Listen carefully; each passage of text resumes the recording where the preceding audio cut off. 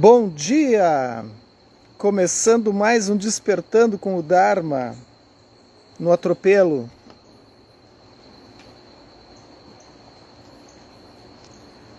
Hoje, dia 27 de fevereiro.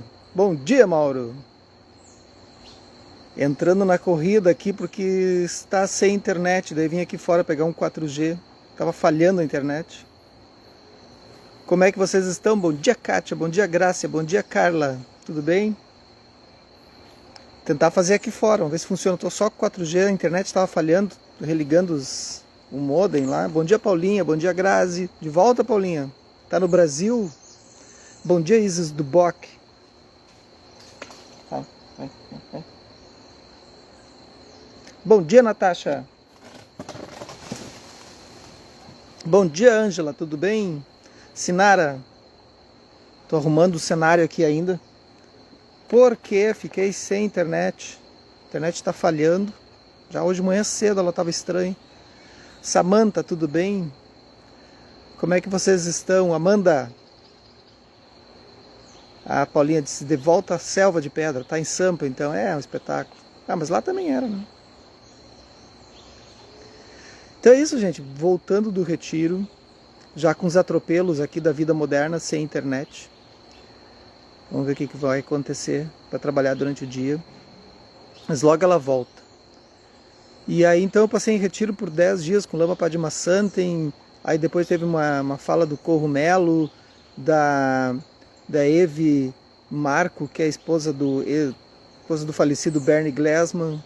Uma turma aí que talvez vocês não saibam quem sejam esses nomes, mas são fundadores do Zen Peacemaker. Então foi um retiro bem bacana, assim, bem legal. 10 dias olhando para as experiências ilusórias da mente, assim. Muitas horas de meditação, foi um retiro com muita prática. Um retiro bem extenso, assim, começava às 5 da manhã até pelas 9, 9 e meia da noite, 10 horas. Tinha alguns dias que ia mais longe ainda. Então 6 horas de meditação por dia, umas 6 horas de fala do Lama, mais as interconexões que a gente ia fazendo com os grupos, foi bem intenso, assim. E aí tem que voltar para esse mundo, né? O que nós temos? Notícias da paróquia. Yoga presencial e online segue. Hoje tem yoga, amanhã tem yoga o tempo todo. Amanhã nós temos meditação presencial aqui na Arquitetura da Mente comigo. E às 19h15. Quem quiser participar, quem quiser experimentar, e às 7h15 da manhã de quarta-feira. Beleza? E vocês todos bem? Todas bem? Bora lá? Então, o Poder das Dakinis. Poder das Dakinis, com a Micaela Haas, editora Lúcida Letra. Bom dia, Ana. Tudo bem, Johan? Vamos seguir? Vou pegar minha água aqui que está apoiando o celular.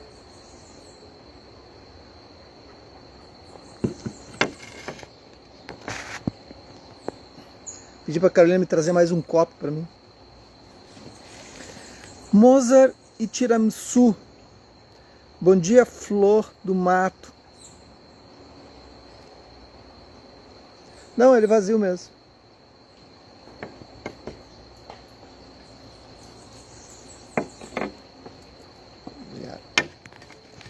Aí, agora sim. Agora vai dar jogo. Então a gente está na página 115. Vamos retomar. Falando das Dakinis, a gente fez muita prática de tara vermelha lá no retiro. Agora de manhã eu estava fazendo. Então, Dakini. Ninguém pode fingir as qualidades de um verdadeiro praticante, por mais que fale como um santo. Então já começa assim, né? Por mais que tu queira falar levemente, de uma forma assim como um guru iluminado, bom dia, Cris, tu não consegue fingir. Por tem uma hora que cai assim aquela, né? Acaba caindo. Bom dia, Silvia. Então não tem muito fingir que tu é um praticante avançado. Ou tu é ou tu não é.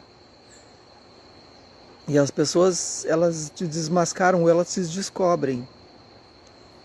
É uma radiância e uma luminosidade interna que revelam as qualidades de uma realização espiritual genuína. A habilidade misteriosa de não ser abalado por nada. ainda que seja algo completamente imprevisto. Não é meu caso, porque agora quando a internet não deu certo aqui, eu já estava surtando. Disse, mas agora, né, já religuei 2 vezes, 3 vezes de manhã cedo. Eu disse, sim, eu tenho Dharma. E aí para achar um 4G aqui na casa é um bunker. Não consegue. Bom dia, mãe, como é que tá? Tudo certo aí? Vamos indo, né? Força. No caso de Tenzin Palmo, a última coisa que ela esperava em sua caverna era alguém batendo forte na porta de madeira. Era um policial indiano ignorando completamente o costume tradicional de não perturbar um eremita em retiro. Então lembrando, a Tenzin Palmo estava na caverna, lembram? E aí lá no Himalaia. E ela estava no retiro de 12 anos. E aí do nada, né, no final ali, bem no final do retiro, um policial vai lá subiu todo o morro para bater na porta da caverna e dizer que ela estava irregular no país. O que ia mudar a pessoa ali? Pensa, é umas coisas assim que... Era um policial indiano completamente, ignorando completamente o costume tradicional de não perturbar um eremita em retiro. Ele lhe entregou um aviso de forma rude, assinado pelo superintendente. Até mesmo os melhores meditantes do mundo estão sujeitos aos regulamentos de visto. E ela havia excedido os limites de seu visto havia vários anos. Ela foi acusada de ser uma imigrante ilegal. Recebeu ordem para descer a montanha em 24 horas e foi imediatamente expulsa. Então, aquelas coisas que acontecem, né? Ela sai dali para ir para o mundo, né? Se não fosse isso, a gente não estaria lendo a história dela. E agora? Tenzin Palmo enfrentou o novo revés do destino com uma calma surpreendente. Ela não se aborreceu, nem chorou, por ter tido seu retiro interrompido. Mas não estava realmente preparada para deixar a Índia. Depois de ter vivido lá por 24 anos. Então ela foi para lá com 20 e poucos anos, eu lembro. E a vida seguiu, né? Muitos anos ela ficou ali tentando estudar com os monges, mas não estava funcionando. Ela aspirava passar o resto de sua vida em retiro. Sua mãe já havia falecido há muito tempo. Portanto, ela não tinha motivo para voltar a Londres. Então ela está dando um resumo. No livro A Caverna na Neve, que a gente leu aqui também no Dharma, conta toda a história dela, detalhe por detalhe. A mãe dela falece e ela estava em retiro. E então ela estava na Índia, né? A mãe dela ela falece lá em Londres. E ela recebe a notícia. Mas ela decide não ir, né? Não tinha mais o que fazer. E ela se mantém em retiro. Então passou por essa grande dor, né? O convite de um amigo para ir à Itália parecia atraente. Bom dia, Léo. Então, de repente, a mulher das cavernas se viu nos cafés das ruas de Assis. Ela foi para a Itália. Depois de 12 anos em retiro. Depois de todos aqueles anos de reclusão obstinada, seu ascetismo asiático fundiu-se com o savoir-vivre do Ocidente, né? A vida do Ocidente. Para sua própria surpresa, ela se reconectou com suas raízes cristãs. Gostou de sentar na caverna de São Francisco de Assis e se apaixonou por Mozart, cappuccino e tiramisu. Ir para a Itália parecia mesmo muito lógico depois da Índia, ela brinca. A burocracia, o sistema postal, o ambiente geral do nada funciona muito bem. Eu imediatamente me senti muito em casa. Bom dia, Ana Teresa Barreto. Como vai? Então, para quem chegou agora, estou de volta. Quem está estranhando, estou de volta depois de 10 dias em retiro. Cheguei ontem. E ontem eu já cheguei já na agitação, porque ontem eu cheguei, só deu tempo de descansar um pouquinho, porque o retiro ele não é fácil, não. Ele vai descansando. Eu ainda não estou muito recuperado. Precisava dormir mais um pouco. E já tinha reunião ontem. Uma galera aqui em casa, aqui, já com reunião para um negócio que a gente está para lançar aí, que vai ser maravilhoso. Em abril, aguardem. Então ontem já tinha reunião, eles nem deram tempo. Não, reunião. Foi sensacional, uma reunião muito proveitosa, muito rica. Ontem foi muito discutido, assim. E é isso, a gente não pode, né? E aí agora de manhã acordo, não tinha internet, estava falhando, aí uma loucura.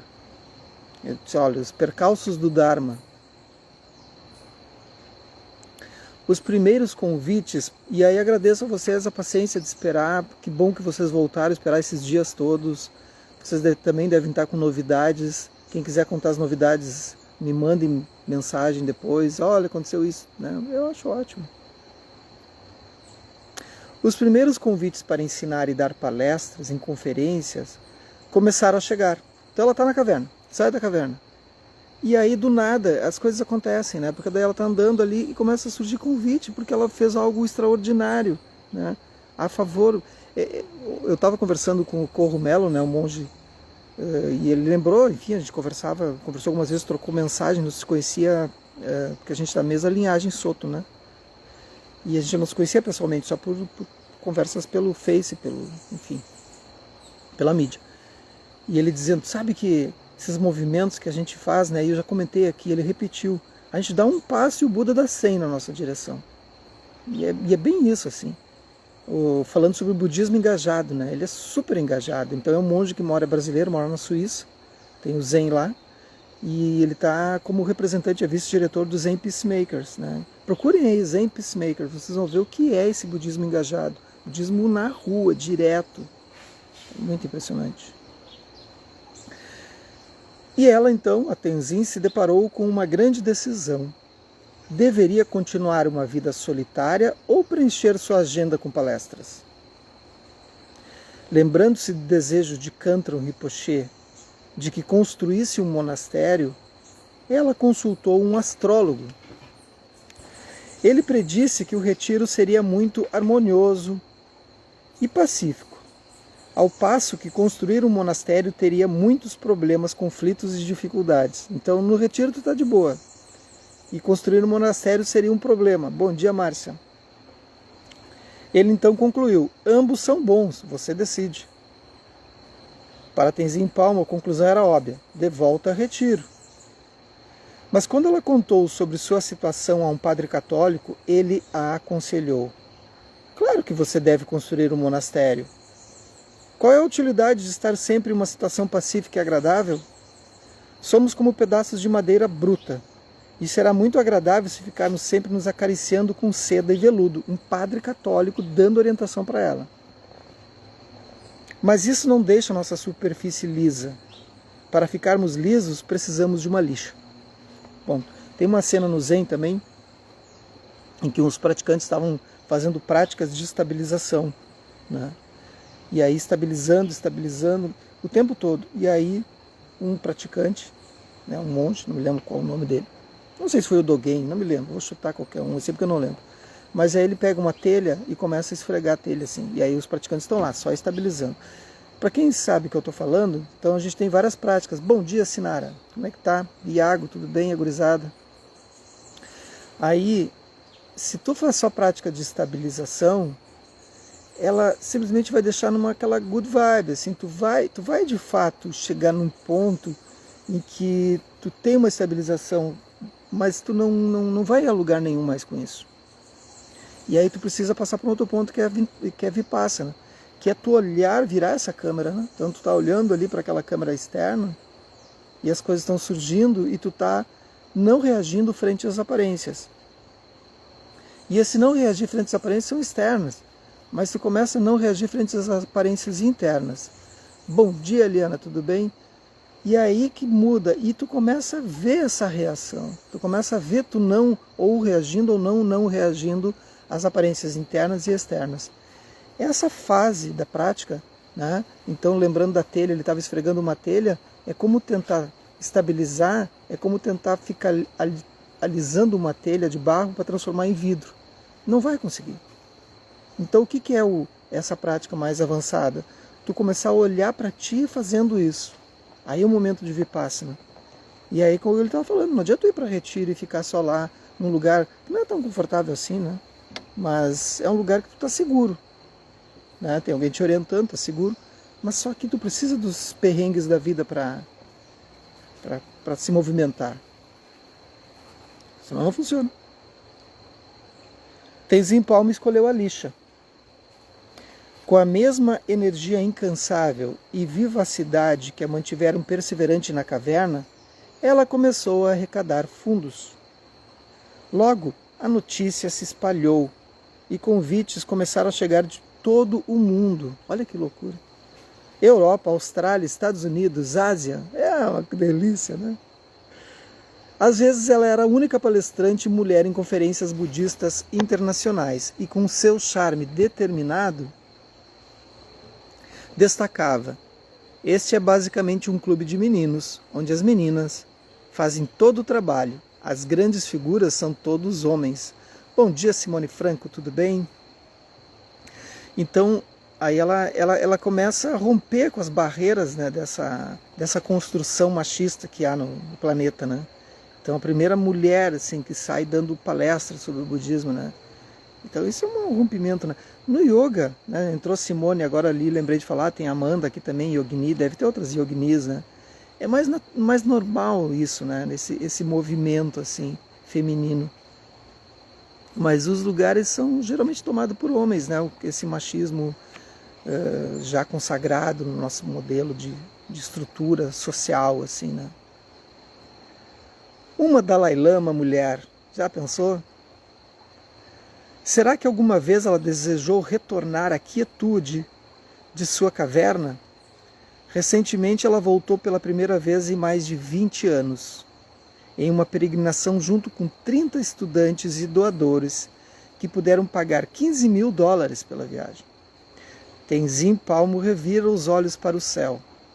Suspira com um som de exasperação e murmura, quase como se estivesse se desculpando. Só porque eles me obrigaram. Ela insiste que o único motivo pelo qual voltou foi a perspectiva de arrecadar fundos para seu amado monastério. Então amanhã a gente continua, gente. A gente hoje entrou meio travancado aqui, porque a internet não... Ela resolveu ir a disso, não funcionar. E aí amanhã a gente retoma com mais calma, tranquilidade. Eu tive que correr atrás de um 4G pelo terreno aqui. Porque a casa é um bunker, né? Não pega celular, assim, é só se tem internet. Então eu moro num lugar, mesmo no centro, meio às árvores, e o 4G ele resolve que não vai funcionar. E é assim que funciona.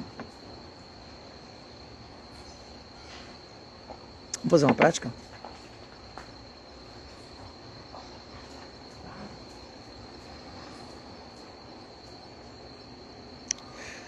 Então vejam como é que vocês estão para hoje, segunda-feira. Como vocês estão retornando ao Dharma, ou se mantiveram as práticas.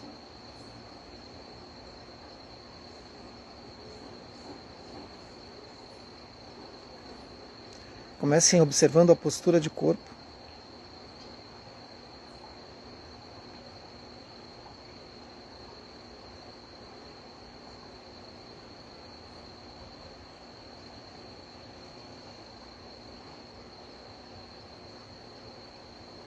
A melhor postura para hoje.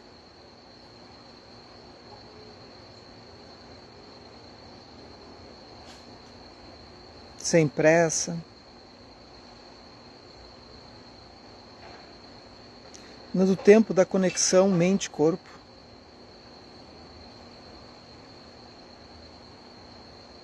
Dando tempo para que a mente entenda que há uma mudança de direção.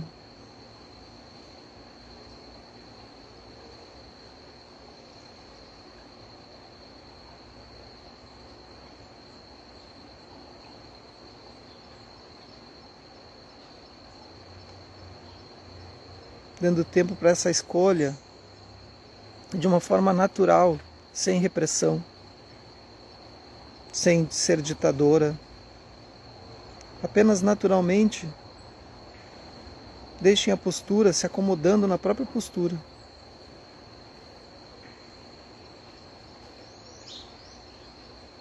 Da mesma forma, um convite para trazer atenção aos estados mentais, às sensações do corpo e aos estados de sentimentos. Como estou me sentindo agora?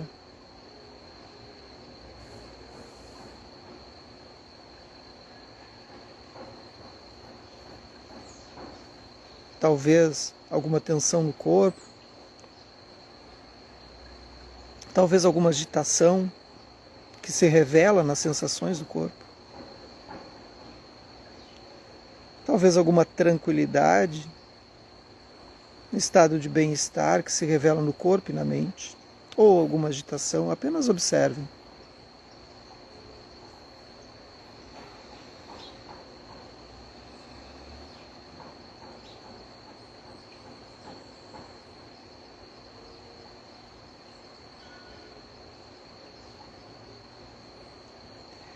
E uma vez que tenham observado, feito esse mapeamento, esse escaneamento, vão trazendo atenção à respiração.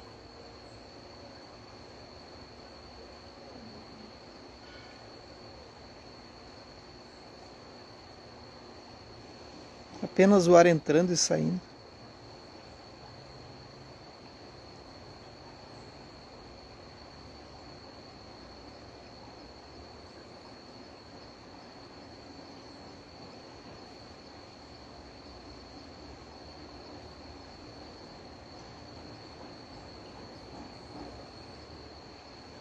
E agora, para quem quiser ir mais longe ainda, se vejam fazendo isso, como se estivesse colocando uma câmera externa. Se imaginem, se vejam respirando, se vejam observando as sensações do corpo e da mente. Uma consciência que observa.